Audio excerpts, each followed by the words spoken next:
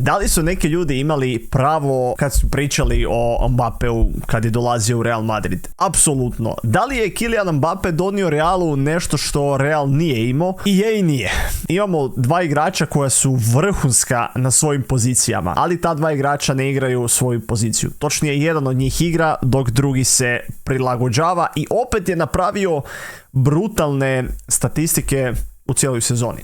Pričamo o Mbappeu i nešto malo o Viniciusu što se tiče Reala i zašto Real zapravo ne funkcionira. To je neko moje mišljenje, a i vidio sam mišljenje velikih analitičara kao što su na primjer Thierry Henry i igrača kao što je Karim Benzema. Gledali ste utakmicu protiv Bayerna i Mbappe protiv Bayerna odigrao stvarno utakmicu kakvu mu mnogi ove sezone nisu ni pripisivali, čak se vraćao u obranu, pritiskao je visoko, pokrivao je ogroman prostor i izgledao je kao igrač koji je odlučio povući Real Madrid kroz najtežu europsku večer ove sezone. Zabio je gol koji je držao Real na životu. Imao je još dvije velike šanse, ali Neuer je te noći bio doslovno zaključao bravu i rekao je nema šanse. I to je jedan od razloga zašto je jedan od najvećih golmana ikad. I tu dolazimo do onog glavnog pitanja. Da li je glavni problem Real Madrida Mbappe? See at the end of the season when we knew that Mbappe was going there, how is he going to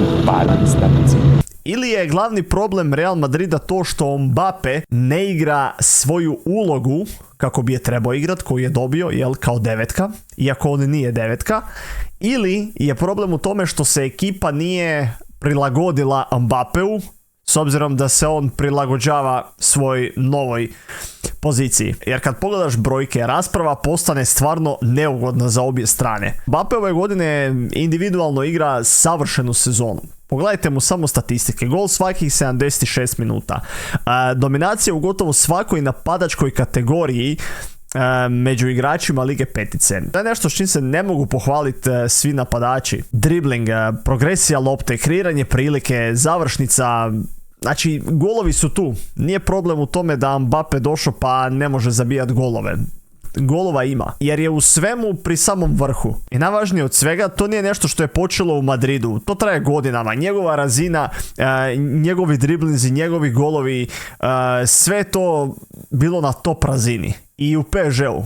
Ali nije osvojio ništa. Osim osvojio je francusko prvenstvo, ali realno, ko to pamti? Ne umanjujem sad ništa, iako je slabija liga i sve to, ali tko realno pamti PSG, zna se da će osvojiti ligu u Francuskoj. Oni gledaju ligu prvaka. Mbappe je otišao, oni su osvojili ligu prvaka. Proglasili su da je glavni razlog Kylian Mbappe to što PSG nije osvojio ligu prvaka kad je on bio tamo. I možda su u pravu. I ja ne govorim sad niti ga branim, iako mi kažem drag koji igrač i brutalan je. Ali što se tiče Real Madrida, da li se ekipa zapravo prilagodila njemu? Koliko se on morao prilagoditi poziciji na kojoj inače nije igrao. Jer problem nije kvaliteta Mbappea, problem je u kompatibilnosti sa svim ostalim igračima. Recimo, odnos između Mbappea i Viniciusa. Dvije zvijezde koje proizvode opasnost za protivničku ekipu, ne nužno zajedno, i to je možda glavni problem svega.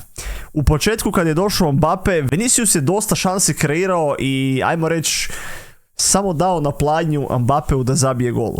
Šta se u međuvremenu promijenilo, nemam pojma. Utakmica protiv Bayerna, imali su jedan i drugi priliku da dodaju, da bi onaj drugi zabio gol i Real pogurao dalje. Vjerojatno bi prošli da su zabili sve ono što su trebali zabiti gdje su sami bili i mogli odigrati jedan drugom. To se nije dogodilo. Protiv Bayerna su obojica imali svoje šanse i Vinicius nije realizirao situaciju 1-1. Mbappe imao 2 puta kad je išao na Neuera i problem nije bio manjak prilika. Problem je bio što je svaki napad izgledao kao izolirana solo akcija. Znači, Vinicius primi loptu, krene okomito, dribling, šut. Mbappe primi loptu, dribling, okomito, šut. I to ne kažem da je to loše, nešto što napadač ne bi trebao raditi. Apsolutno, ali da li je bilo boljih rješenja u situaciji gdje su ispred tebe 4 igrača, 5 i ti samo loptu izbaciš se na desnu i pucaš? Apsolutno je.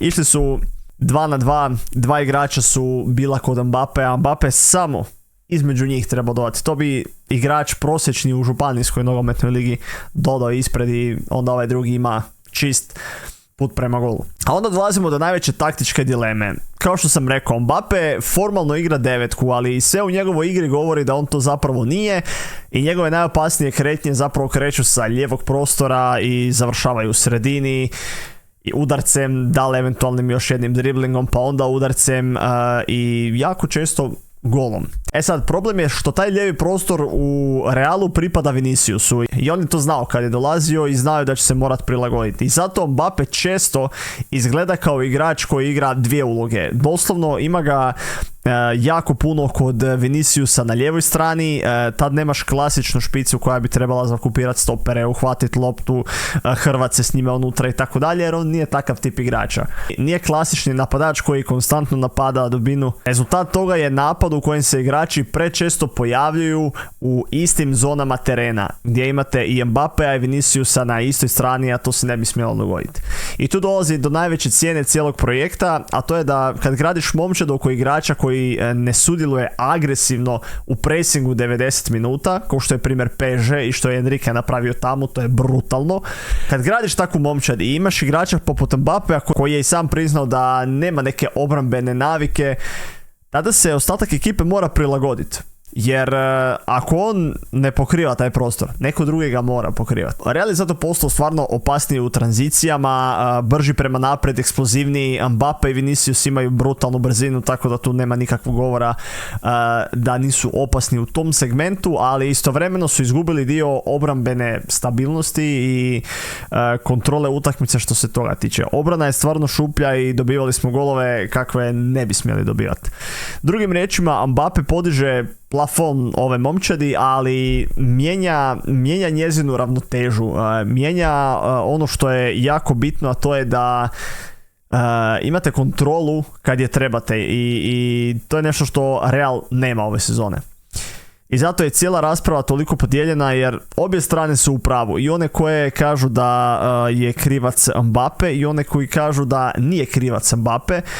Definitivno ne bi se svalio na njega jer čak i kažem možda je to neka ukleta priča, isto kao što je bilo sa trofejima i sa Harry Kaneom u Tottenhamu, da je ista priča sad i ovdje sa Mbappeom.